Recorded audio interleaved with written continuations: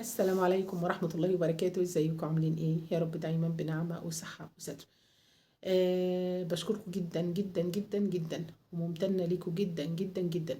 حتى الناس اللي بتعمل كومنت سلبي بتعمله بمنتهى الأدب، فأنا بشكرهم برضو. أو بيبقوا مش أنا أسلوبي بالنسبة لهم مش واضح، او انا المعلومه مش عارفه اوصلها كويس او احسن حاجه، فبرضو بشكركم وبعتذر لكم، وان شاء الله هوضح اكتر.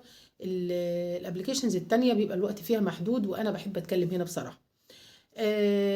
انا هنا بحب اليوتيوب كمان عشان ما فيهوش اي فلاتر، ومحدش بيهبد عليا ولا يقول لي انت عامله ولا انت مسويه ولا كلام من ده. بناء على رغبات ناس كتير جدا جدا، عايزين كريم مبيض ويكون ناتشورال ويكون حلو ويكون. وفي بنوته حلوه بعتت لي وقالت لي فين الكريم المرطب الكريم المبيض اللي انا طلبته منك، انت ليه ما عملتهوش؟ بقول لك يا حبيبتي، انا باجي عملت لك النهارده السيرم مبيض، ومبيض بجد، يعني مبيض، وهنديله كمان لون مبيض فهيبقى تحفه. اللي انا بقوله لك ده حبيبتي ما تخرجيش بيه في الشمس. الصيف جاي، كل سنه وانت طيبه. اي وصفه من وصفاتي ومن وصفات تجربه السعاده اوعي تطلعي بيها في الشمس. اوعي يا قلبي، ممنوع منعا باتا، ولو زيوت ولو. انا ما بحطش اي حاجه في الشمس. طب اقول لك على حاجه، والله ما بستخدم صن بلوك. بس دي انا ماليش دعوه بيكم بقى، عشان ما حدش يقول ايه. ابله اماني قالت ما حدش يستخدم صن بلوك. لا يا قلبي، ان بشرتهم حساسه استخدمي صن بلوك. وانا مش بداوم ومش بخرج في الحر كتير، وبضرب النضاره كده واكله نص وشي، فشكرا. ما بحبش اي حاجه ملمسه على بشرتي اويلي او كريم او مملتن. ما بحبش الكلام ده، لان انا ايه دائمه الحركه، وطول ما انا قاعده اعمل كده واعمل كده، فالدنيا بالنسبه لي هتبقى بانده يعني. خلاص. عملت لكم النهارده كريم مبيض حلو قوي، وسيرم مبيض حلو قوي. مقاديره ايه بقى يا ابله اماني؟ معلقه، انت هتقولي لي على القاعده الكريميه، ان شاء الله قريب جدا جدا هوفر لك القاعده الكريميه، سامحوني بعتذر. هوفر لك القاعده الكريميه والزيوت والبودر المبيض، سواء كان بودر اللي هو اللون الغذائي الابيض من عند العطار، او كان على هيئه سائل. هعمل لك كل اللي انت عايزاه، بس معلش بعتذر، اديني فرصه. تابعيني هنا.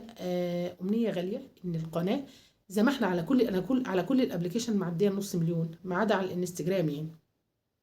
فانتي عايزه القناه هنا توصل ل 100,000. يا رب يا رب كده ربنا يسعدكم. عايزاها توصل 100,000، لان انا يعني بصراحه حلمي يعني مليون طبعا، بس احنا عايزين 100,000 في الاول. نرجع مرجوعنا تاني لموضوعنا، ان الكريم ده، الكريم المبيض او السيرم المبيض ده، معلقه بانسينول. اي كريم عندك بانسينول، انا بجيب اللي سعره يعتبر احسن حاجه. وبعدين لون غذائي ابيض من عند العطار، مقدار راس الكبريت. بتقدري انت تعملي سواتش كده وتشوفي درجه البياض اللي انت عايزاه. ونقطتين زيت ورد، ماشي. وكمان لو لقيتي القوام خفيف، سوري، ماسك كده او كومباكت جامد يعني، زودي ميه ورد وقلبي، زودي ميه ورد وقلبي لحد ما توصلي للقوام ده. بصي يا ست البنات، ادي السيرم بتاعنا.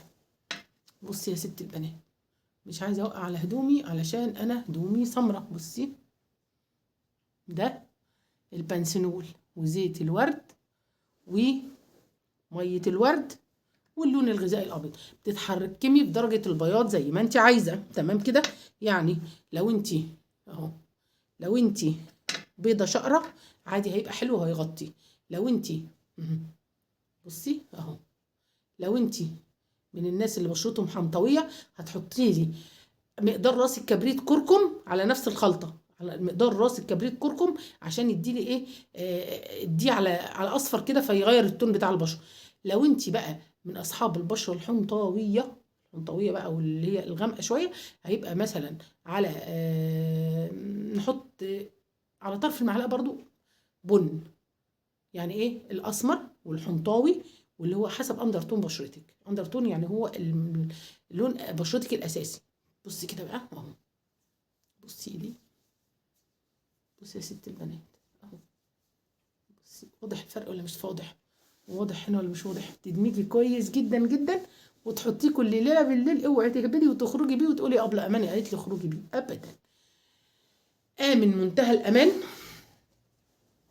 وزيت الورد تحفه التحفه التحفه التحفه في التفتيح. بس عشان خاطر نفسك مش عشان خاطري.